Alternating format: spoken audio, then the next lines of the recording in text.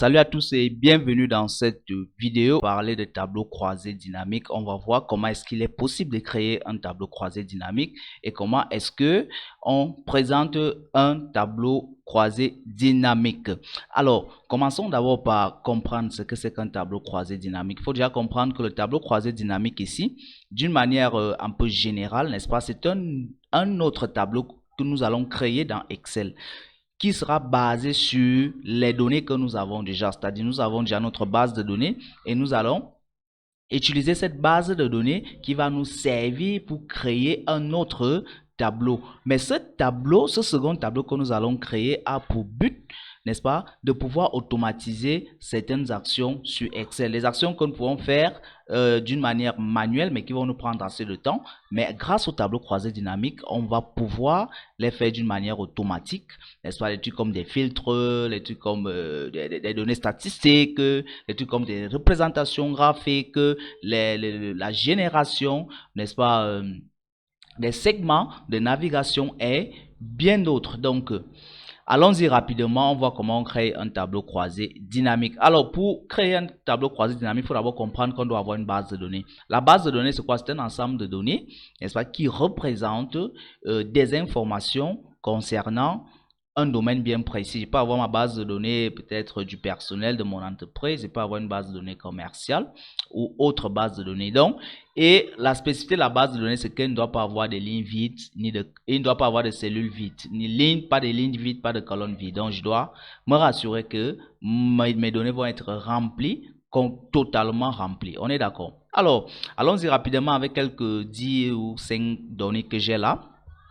Moi, je vais les sélectionner et je vais les mettre sous forme de tableau parce que là, c'est pas déjà sous forme de tableau, on est d'accord? Je vais les sélectionner, je vais les mettre sous forme de tableau. Alors, pour mettre mes données sous forme de tableau, je vais simplement sélectionner mes données. Je vais aller dans Accueil, je vais aller mettre sous forme de tableau parce que si vous n'avez pas de tableau, vous ne pouvez pas générer un tableau croisé dynamique. Ok, je clique sur Mettre sous forme de tableau. Je choisis un modèle de tableau que je veux bien. Bon, moi, je vais prendre ce modèle. Et là, dès que je clique sur le modèle, il me donne là, n'est-ce pas, la plage de cellules où le tableau se trouve. Et là, rassurez-vous toujours que vous cochez mon tableau comporte des en-têtes. Alors, je valide. Et là, automatiquement, donc, j'ai le tableau. Alors, l'avantage avec, vous voulez connaître l'avantage avec le tableau, il y a une vidéo où nous avons expliqué quels sont les avantages de travailler dans un tableau parce que les calculs sont dynamiques. Toutes les opérations dans un tableau sont dynamiques. D'accord? Donc, c'est ça l'avantage. Et on a expliqué de ça de long en large. OK. Donc, une fois que nous avons déjà notre tableau, notre base de données convertie sous forme d'un tableau, alors, ça devient très facile, n'est-ce pas?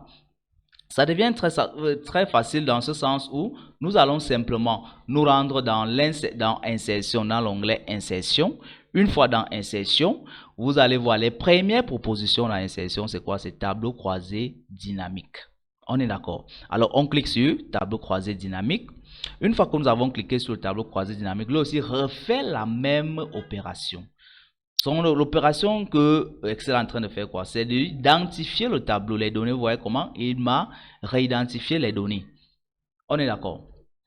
Et là, il me dit la plage, n'est-ce pas, des données, c'est le tableau 1, justement parce que si je donnais un nom, je prends l'exemple, si je veux renommer mon tableau, je peux le renommer. Outil de tableau, je viens là, je mets peut-être BD comme, je mets peut-être BD comme, n'est-ce pas, je valide et que je reviens ici dans mon tableau, je dis que je vais insérer un tableau croisé dynamique, je clique sur tableau croisé, vous voyez que maintenant ce n'est plus tableau 1 mais c'est déjà BD.com. Donc il m'a identifié le tableau en question, il a reconnu le tableau.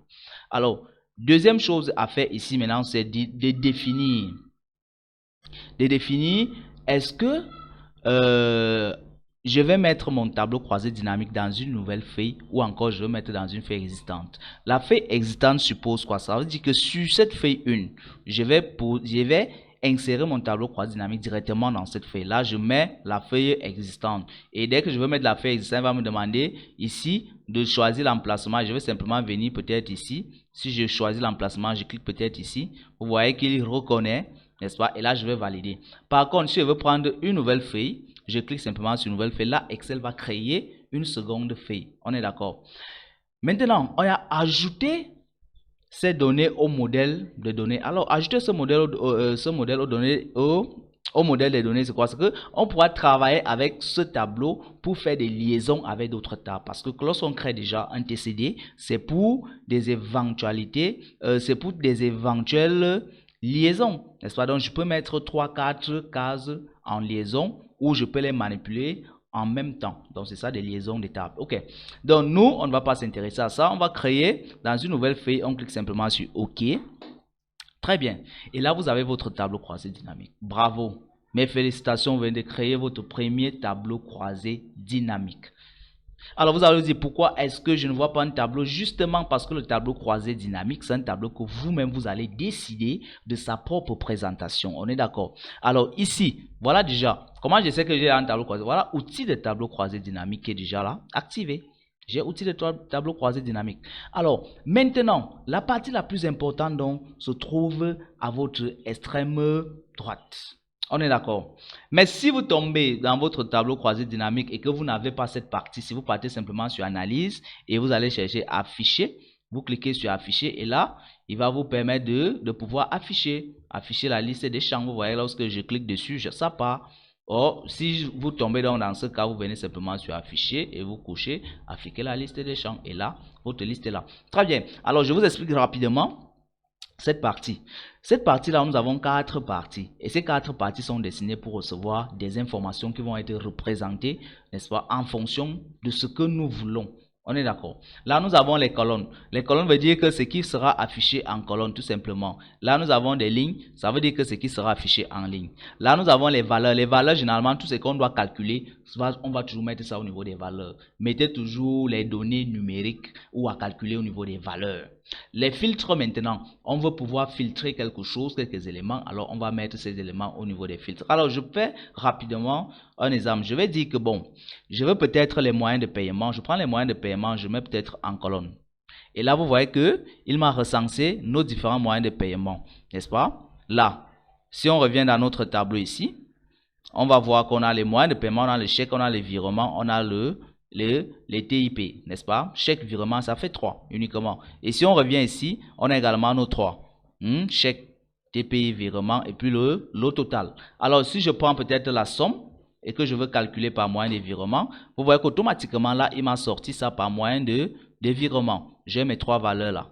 Étiquette en colonne, les chèques, n'est-ce pas? Les virements et puis le total des 3 qui est affiché là. Je peux décider ici de définir ce qui doit être présenté. Est-ce que je veux ça en somme? Est-ce que je veux ça en moyenne? Est-ce que c'est moi qui définis ce que je veux ici? N'est-ce pas? Lorsque vous partez peut-être dans les paramètres de champ de valeur ou options de tableau croisé dynamique, vous allez pouvoir décider ce que vous voulez présenter à ce niveau. Donc, vous allez prendre, donc si je veux peut-être la moyenne, je prends moyenne. N'est-ce pas? Et là, il me ressort uniquement les moyennes. Donc, vous voyez que c'est vous qui décidez ce que vous voulez présenter sur votre tableau croisé dynamique. Je peux décider également de mettre peut-être des échéances ici, n'est-ce pas? En filtre. Vous voyez donc là, c'est tout. N'est-ce pas? Je peux donc cliquer ici. Je change, je dis que je veux simplement, je veux choisir certaines échéances. Et là, il me liste ce qui est là comme échéance. Je dis peut-être l'échéance de 10. Je peux cliquer là, je valide. Et là, il me sort uniquement l'échéance du 10. Là, je suis le 10, il me sort uniquement son échéance. Donc, c'est comme ça que vous allez donc travailler, n'est-ce pas, avec vos tableaux croisés dynamiques. En colonne et en ligne, vous mettez vraiment ce que vous voulez. Le numéro peut-être le numéro du client, je mets là.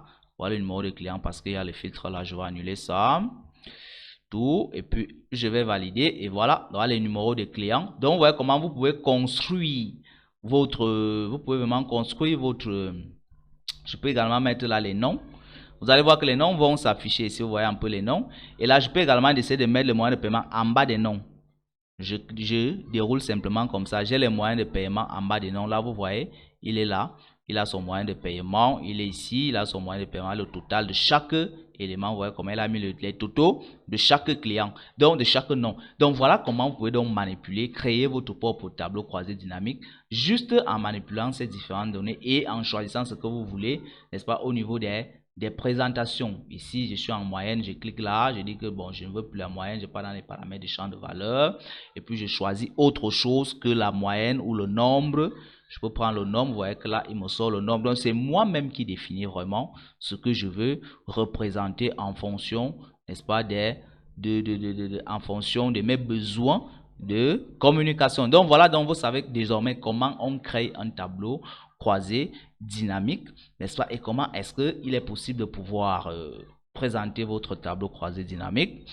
Je vous invite, si vous n'êtes pas encore abonné, n'est-ce pas, à vous abonner parce que pour continuer à comprendre comment est-ce qu'un tableau croisé dynamique fonctionne, vous devez être abonné pour être informé à chaque fois qu'il y a une nouvelle vidéo sur notre chaîne. N'hésitez pas également de laisser un commentaire. Alors, on se dit à la suite.